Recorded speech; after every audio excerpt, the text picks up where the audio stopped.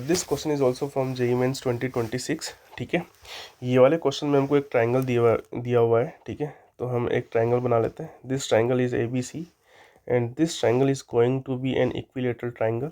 ठीक है, तो यहाँ पर हमने एक काम करते हैं, ए से हम परपेंडिकुलर ड्रॉप करते हैं, बी से परपेंडिकुलर, और ये सी से जो है परपेंडिकुलर ड्रॉप कर दिया। ठीक है, ये भी परपेंडिकुलर है, ये भी परपेंडिकुलर है, और ये भी परपेंडिकुलर है। देखो इसका जो ऑर्थो सेंटर है वो 0,0 है, ये हमको गिवन है। मान लो कि ऑर्थो सेंटर O है और ये जो परपेंडिकुलर है ये D है। BC का जो इक्वेशन है वो हमको दिया हुआ है x + 2√2y = के अंदर 4, ये हमको BC का इक्वेशन गिवन है। ठीक है, अब देखो यहाँ पर हमको क्या करना है, यहाँ पर हमको ये जो पॉइंट A है इसके कोऑर्डिनेट इन्होंने A, B गिवन है। ठीक है, तो हमको इसका वैल्यू पता करना है। मॉड्यूलस ऑफ ग्रेटेस्ट इंटीजर बाहर है, mod ऑफ A + √2b। पहले तो हम लोग एक काम करते हैं, यहाँ पर हम लोग ये जो पॉइंट O है ना, O से D का डिस्टेंस निकाल लेते हैं, क्योंकि देखो O जो है वो ऑर्थो सेंटर भी है। ठीक है, और O जो है वो सेंट्रोइड भी होगा, क्योंकि ट्राइंगल मेरा इक्विलेटरल है ना, that's why ortho centre, centroid और सर्कम सेंटर तीनों जो है कोइंसाइड करेंगे।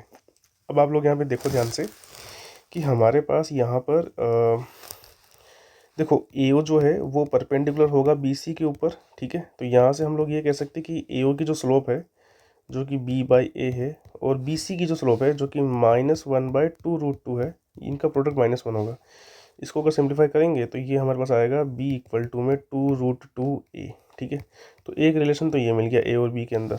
ठीक है, अब आप लोग यहाँ पर ये देखो कि ये जो हम पहले बोल रहे थे कि OD का लेंथ निकाल लेंगे, तो OD का लेंथ कितना आ जाएगा, OD का लेंथ आ जाएगा 0/0, तो 4/3 ये इसका लेंथ आ जाएगा। ठीक है, तो ये OD का लेंथ आ गया। उसी तरीके से AO का लेंथ कितना आ जाएगा, AO का लेंथ इसका दुगना हो जाएगा, क्योंकि ये मीडियन है ना, क्योंकि this AD is going to be altitude as well as a median also of this triangle. ठीक है, तो AO का जो वैल्यू आ जाएगा वो आ जाएगा 8/3, क्योंकि इसका दुगना हो जाएगा। तो यहाँ से हमको जो AD का वैल्यू है वो हमको मिल जाएगा 12/3 विच इज़ इक्वल्स टू 4। ठीक है, तो AD का अगर हम लोग डिस्टेंस निकालें, इस पॉइंट AB से इस लाइन का डिस्टेंस निकालें, तो वो कितना आ जाएगा, वो आ जाएगा हमारे पास A + 2√2b - 4 / 3। That distance should be equal to 4। इसका मतलब ये हुआ 2√2b - 4 = 12। ठीक है, तो यहाँ से B का जो वैल्यू 2√2a है ये हम लोग यहाँ पे पुट कर देते हैं, तो ये आ जाएगा A प्लस के अंदर 8a - 4 = 12।